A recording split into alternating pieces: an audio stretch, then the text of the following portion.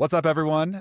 Maybe you're watching this video in sequence, so you certainly know who I am. But if you're not, I'm Dr. Matt Allen, the CEO and co-founder of DifferentKind. Today, we're talking about our most trusted dentist product, and I'm with Dr. Cory Scheer from TrustCentric. We are talking about the three building blocks of trust. If you have not watched the first one, which is competency, I would encourage you to go and do that. This is the second of this short video series here, just kind of introducing these topics. We're going to be talking about problem solving. So the idea of when challenges arise, which they obviously will, are things going to fall apart, or are we going to come together as a team, as a group, as an organization to make things better, to grow, to actually become I love the idea not just becoming of resilient, but of becoming anti-fragile, of becoming better through those challenges and through those situations. So Cory, you're obviously the expert here in terms of the structure of trust. Tell us a little bit about what problem solving signifies to you, how you think about it, and why it matters. Yeah, great lead in, Matt. Problem solving is one of those things where I always kind of put problem solving into the context of there's been research that's been done. I have no idea who actually made this observation, but apparently we make 35,000 decisions every single day. Most of those decisions are subconscious, but when you think about like 35,000 decisions, that's a lot of opportunities for things to go sideways, for maybe small little discrepancies to become large problems. And as we all know, when large problems or even small problems persist, and we really don't have a commitment to, or a sense of urgency, or a methodology by which we are addressing those problems, it can really create a challenging trust dynamic and affect workplace culture. And so, problem solving being one of the three core building blocks of trust, what it does is it elevates the importance of being able to address problems, to be able to anticipate problems, and also to respond to problems if and when they occur. So, when we think about problem solving, there's a few different ways to look at it. Number one, of course, when there is an emergency or a crisis or a major incident that occurs within a team, we have to have the capability to be able to solve the problem as quick as possible, and then to be able to navigate through the aftershocks, so to speak, of that problem. So that's obviously very important. The other thing, though, is we need to also be thinking about this in terms of what are the ways in which we can solve problems that may not be an emergency. Maybe they're more of like a slow burn. And so one of the ways that we've got to think about this is we need to identify the root cause of the problem. It's just the origin of that problem. It's not the symptoms that we're treating. We're really treating the root cause, the origin of that. And then to be able to do that and have a commitment as a team, whether it's an interpersonal problem, or maybe it's more of a procedural or a practice type of a problem or a policy issue. So having that ability to do a root cause analysis, which often means that we've got to make sure that we're looking at the right type of data. We're using the data to help inform our decision-making process. In that, we also have to have a commitment to collaborate with each other, to invite other people's perspectives. It's not about sameness. It's about the ability to reconcile discrepancies so that even when things are subjective, we're able to address it in a way that is generative, it's shared, we're moving forward together and collaboratively. And then finally, one of the kind of the next level of problem solving is when you get way upstream of a problem and you start to think about it more in terms of using the ability to work with each other to maybe identify some of those downstream or long-term potential problems or even potential worst case scenarios. So these are problems that have not yet happened, but you give yourself the space to be able to anticipate potential problems from becoming major issues. And then you go through the exercise of what's the worst case scenario? How do we manage against that? How do we ensure that we're reinforcing our commitment to not allowing those types of things to happen? So that's more anticipatory problem solving, and that's getting way out ahead of it. That's kind of next level. That is a very different skill and a need compared to responding to a major problem. But we interact with problems all of the time, but it's important to realize that the act of problem solving and doing it with consistency, it demonstrates to those internally within our organization and to our patients or to our end users that we're elevating trust. We're not just solving problems.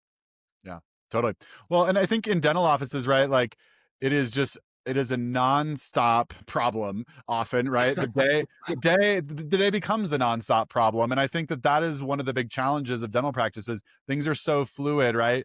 Because not only are you saying, hey, we have to do our work, but that requires, patients to come in and they might be late. And how do we communicate that? And they have Mm, questions and we have to stay longer. And now we're working through lunch, and, things that we thought are going to happen are, generally, like, if you're new in the field, you're like, oh, I think this is what's going to happen. And then once you've become, more accustomed to it, you're like, well, this is just kind of normal, right?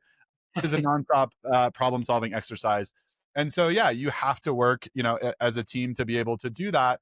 And we'll take something simple like wait time, right? Where we know mm, that strongly impacts patients' trust of your practice, mm. but if a patient's sitting out there and no one has told them that they're ready, and they can't come get them, or if they Yeah. do tell them they're ready, or maybe not ready in the back, and they bring them back, and now they're sitting there for 45 minutes, no one likes that, right? And so how do we work together to build systems to communicate Mhm. clearly in those situations, to understand that it is not just us, that there are multiple stakeholders involved, right? And Yeah. how do we do that really well? And so if we don't understand those things within our organization, of, do these problems that exist, and, certainly we're going to have some problems, but how do Mhm. we deal with them when they do, I think, is super important. So one of the things that I think of in terms of just short-term anticipatory problem solving that we can all do in healthcare situations and dental care situations is just a daily huddle, right? And so for See. those of you who are out there doing that, that is a short-term anticipatory problem solving exercise, right? It is getting together in the morning saying, let's look at our schedule together. Let's see where we think problems could arise. This patient comes in, they like to talk for a little bit long. This potentially could be a hard procedure. We have two things next to each other that might cause a little bit of conflict. Who's going to go where? How are we going to communicate that, right? When you do that ahead Yes. of time, everything gets smoother. When you don't, it's a lot more challenging.